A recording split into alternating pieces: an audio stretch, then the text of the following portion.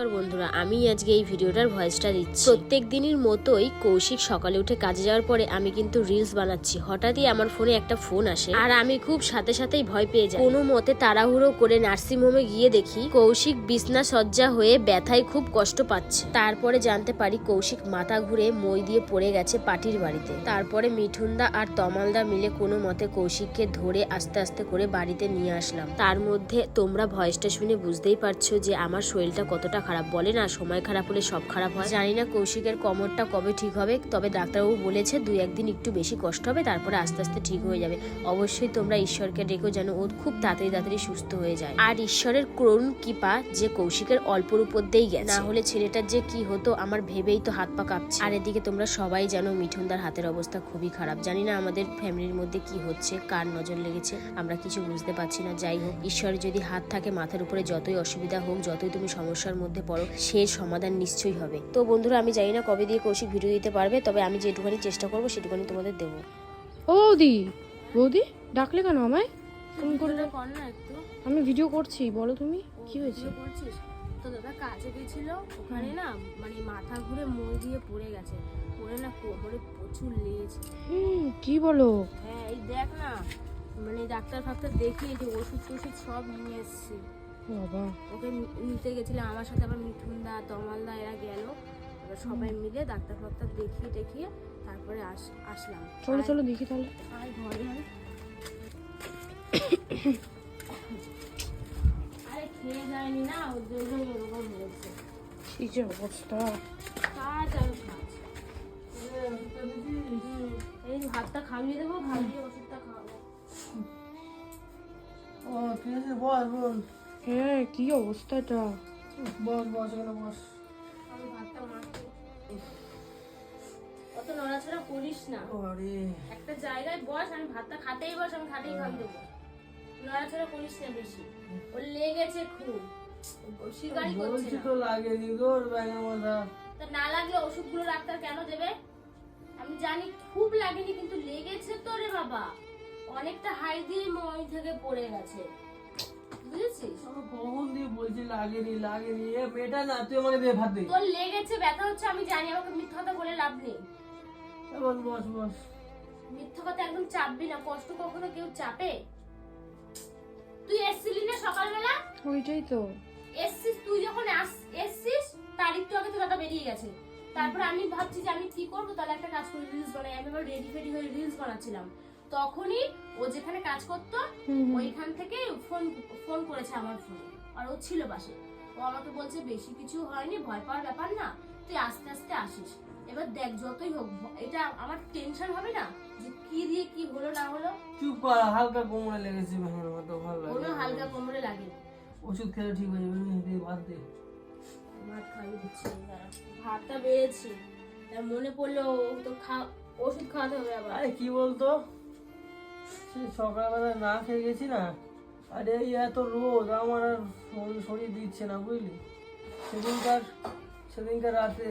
দুপুরবেলা কাজে গেছিলাম, না দিয়ে দেখি ব্লিডিং হচ্ছে, বুঝলি। এত গরমে শরীর হিট হয়ে যাচ্ছে। আর আজকে গেছি, আজকে মাথা ঘুরিয়ে এমন ভাবে পড়লাম, পড়ে পুরো সেন্স আউট হয়ে গেল আমার। আমি বুঝতেই পারলাম না কি হলো। তারপরে বলছে নাকি আমার কোমরে নাকি লেগেছে, ডাক্তারে বলছে লেগেছে। এখন একটা ইঞ্জেকশন দিচ্ছে, কোমর পুরো একদম ধরে আছে, পুরো ব্যথা। আরে ওটা মানে যাতে ব্যথাটা ওর এখন যন্ত্রণাটা না হয়। আমাদের এই যে সোজা সিদ্ধাটা আছে, মেন এই জায়গাটাতে ওর লেগেছে। বাবা, ইঞ্জেকশন দিয়েছে, এখন ইঞ্জেকশন দিয়ে বুঝতে পারছি না ব্যথাটা কি আছে না আছে, আমি তো কিছুই অনুভব করতে পারছি না। কোনো মতে এসছি বাড়ি। তুমি খেয়ে নাও, খেয়ে দেখো। আজ কি আরে বিপদটা ঘটে গেল, আর কি হতো বলতো। শোন, ভগবান আছে, ওর জন্যই তোর অনেক অল্পর উপর দিয়ে গেছে, এটা তোকে মানতে হবে, বুঝতে পেরেছিস? আমাদের গরমটা যা পড়ছে না, গরমটা প্রচুর পরিমাণে পড়ছে। তার মধ্যে জানিস আমারও শরীর ভালো না, আগের দিন মেয়েটার সমস্ত শরীরটা খারাপ, কি ঠান্ডা লেগে গেছে কি খাবে। আগের দিন ওই জলে মলে ভিজেছিলাম, তারপরে দাদাদের এসিতে ঢুকে গেছি, ব্যাস ওই দিন যে ঠান্ডাটা লাগলো, বিশাল ঠান্ডা। কটার ওষুধ দিয়েছে? অনেকগুলো ওষুধ দিয়েছে। কটাকার? এসে থেকেই কটাকার ওষুধ দিয়েছে দেখা শুরু করে দিয়েছিস। যত টাকারই ওষুধ দিই। আরে বল কত টাকা দিয়েছে? অসুস্থতা নিয়েও তুই এখন টাকা চিন্তা করছিস? বল না কত টাকা দিয়েছে, ভালো লাগে না আমার হিসাবের টাকা সব। তা কেমন করে দেখ, এই শরীর খারাপে কেউ বলে আমার হিসাবের টাকা? হ্যাঁ, আমি আমার কাজ দিয়ে টাকা দিচ্ছি, তোর টাকা দিইনি। যা। আরে ওষুধে কত টাকা খরচা হয়েছে সেটা আমাকে বল, বেশি বকবু না বকে, বেশি বকবি না, আমি বলছি যেটা সেটা শোন। কয় টাকা লাগছে? ওষুধও বেশি লাগেনি, ওই ট্রিটমেন্ট ওই এক্সএমএক্স করতেই যা খরচা হয়েছে। কত টাকা লাগছে?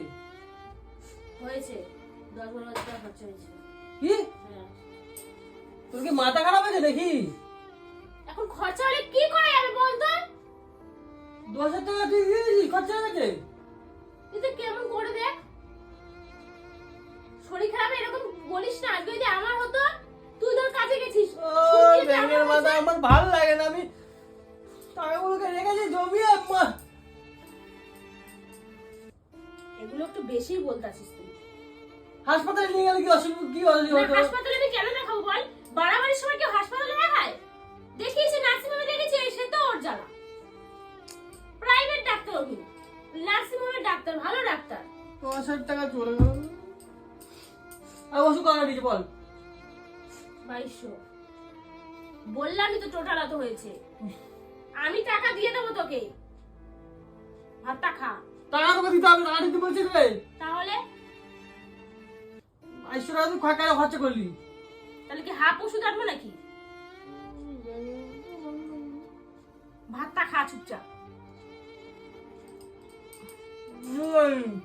হ্যাঁ দে কি দে। কি জ্বালা। আর ঝোল দে, এখন কি দিচ্ছিস? না, বেশি মশলা খেতে হবে না এখন। আরে ঝোল দে, মশলা দিবি না, ঝোল দে। এ প্রচুর জ্বালায় আমাকে।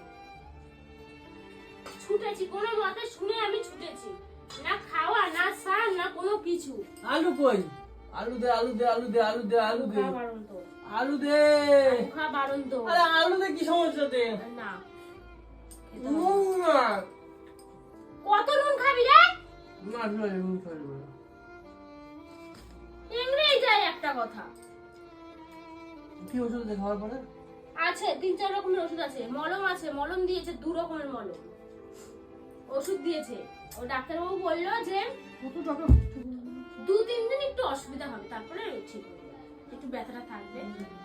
আর যে ইনজেকশনটা দিয়েছে ওই ইনজেকশনটার ব্যথাটা একটু থাকবে, এমনি ঠিক আছে, সেরকম কোনো ভয় পাওয়ার ব্যাপার না। তুই যে টাকাটা চিন্তা করছিস, মানুষের কত বড় বড় জিনিস হয়, এই যে টুকটুকি দি কতদিন ভর্তি ছিল, 5 লাখ টাকা খরচা হয়ে গেল। তাহলে আমার যদি কিছু হয় তাহলে তো মনে হচ্ছে আমাকে ফেলে দিবি রাস্তার পাশে, টাকা চিন্তা করে। তোর কিছু হলো কেন বলে? তাহলে আমার চিন্তাটা, আমার অসুবিধা যদি কোনো কখনো কিছু হয়, আমার টাকার চিন্তা করিস, তাহলে নিজের টাকা চিন্তা কেন করিস? মাত্র তো এই কোনো টাকা খরচ হয়েছে, মানুষের জীবনে কত রকমের কত কিছু হয়। আমি বলছি একটু কম জায়গায় ভর্তি করতে পারতি। উনি নার্সিং হোমে, এবং তুই বোঝ, উনি নার্সিং হোমের ডাক্তার, উনি আবার প্রাইভেট বসে, খুব ভালো উনি। তাহলে তো ভালোই আছে। তো ভালো জায়গায় দেখালে তো মানুষ তাতে সুস্থ হয়, বল না? ওইটাই তো, ওর টাকার কথা ভাবতে হবে না তো। হাসপাতালে গেলে কি বলতো, এখন ফেলে রাখতো, এই এক্সরে T20 তো হতো না। হতো না, এই এক্সরে করো, ওই এক্সরে করো, ওই বিল্ডিং এ নাও, সেই বিল্ডিং এ নাও, তো হ্যারাসমেন্ট বল না, প্লাস কষ্ট হতো। ইনজেকশনটা দিয়েছে, ভালো ভালো ওষুধ দিয়েছে, এখন ব্যথার যন্ত্রণা আছে, এখন শুধু ওর কোমরের সাইডে দিয়ে না অবাস হয়ে গেছে। ওই ইনজেকশনটা দিয়েছে না, ইনজেকশন দিয়েছে না, ওর জন্য অবস্থা হয়ে গেছে। কি হারে ইনজেকশন ঢুকাচ্ছিল বাবা। তাহলে এরকম ছিল। টাকা কখনো ওরকম ভাবে করবি না, আমাদের জন্য যেমন খরচা করিস, তখন নিজের কিছু হলে নিজের জন্য খরচাটা করবি। তোর জন্য হয়েছে সব। আমার জন্য হয়েছে? তাহলে কি? কি করে আমার জন্য হয়? আমি তোকে তো রান্না করে দিয়েছি, আলু সিদ্ধ ডাল ভাত করে দিয়েছি, আমি বললাম বেলায় মাছের ঝোল করবো, ও মাছের ঝোল দিয়ে খাবে, করতে পারিনি বলে ও তেজ দেখিয়ে চলে গেছে, তাহলে সেটা আমার দোষ বলতো? তোকে এমনও বলে আমি তুই ছাতু খা, তুই বললি আমি ছাতু খাই না। বলিস না। যাই হোক, ওর মাথাটা খারাপ হয়ে গেছে। হ্যাঁ, মাথা আমার খারাপ হয়ে গেছে। তো আমার এই ভিডিওটা শেয়ার করার একটাই মানে উদ্দেশ্য, সেটা হচ্ছে গিয়ে তোমরা কৌশিককে খুব ভালোবাসো, ভিডিও দেখতে খুবই ভালোবাসো, তার জন্য আমি, তোমরা যেহেতু ওকে এত ভালোবাসো, তোমাদের যদি এই জিনিসটা না জানাই যে এই ব্যাপারটা আমাদের সাথে হয়েছে, তাহলে সেটা একটা কিন্তু অপরাধী হবে। তার জন্য আমি যেটুখানি যা পেরেছি আমি তুলে ধরার চেষ্টা করেছি। আর তোমরা সবাই আশীর্বাদ করো যেন তাড়াতাড়ি করে সুস্থ হয়ে যায়, আর তোমাদের কাছে খুব ভালো ভালো ভিডিও যাতে তুলে ধরতে পারে। কারণ এই যে চুপচাপ বসে আছে এই জিনিসটা আমার ভালো লাগে না। ও সারাক্ষণ আমার পেছনে লাগে, আমার এটাই ভালো লাগে। আবার লাগলে আবার তুই বর্ণের কথা বলিস আমাকে, ওটা একটু বেশি করে ফেলিস ওর জন্য। তো চলো, মানে আমি তো অত ভালো কথা বলতে পারি না, আমি ওইসব ভিডিও অত ভালো পারদর্শী না, তো ভুলভাল হয়ে যেতে পারে। চলো আবার দেখা হচ্ছে নেক্সট ভিডিওতে। টাটা।